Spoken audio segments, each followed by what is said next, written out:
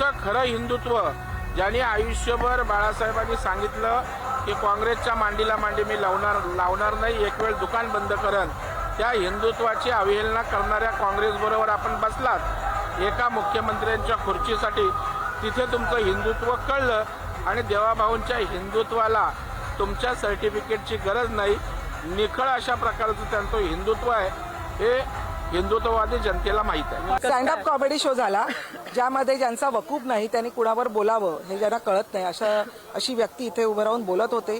तर मला असं वाटतं की आज मुंबईकरांना ह्या सगळ्या गोष्टी थोड्या वेळासाठी मनोरंजन म्हणून ठीक आहे, परंतु सिरियस पॉलिटिक्स म्हटलं तर कशा पद्धतीने मुंबईकरांचं काम करण्यासाठी 24/7 उपलब्ध असणारा पक्ष कुठला आहे, ट्रिपल इंजिन सरकार कोण आहे, ज्यांनी सिमेंट कॉन्क्रीटचे रस्ते कोणी केलेले आहेत, टोलमुक्त मुंबई कोणी केलेली आहे, त्याचप्रमाणे कोस्टल रोड असेल, अटल सेतू असेल, ह्यासाठी कोणी मेहनत केलेली हे मुंबईकरांना माहिती आहे. त्याच्यामुळे मुंबईकर हा प्रगतीच्या बरोबर उभा राहणारी लोक आहेत आणि सुज्ञ आहे मुंबईकर. त्याच्यामुळे येत्या 16 तारखेला तुम्हाला कळेल की मुंबईकरांनी कुणाला कौल दिलाय.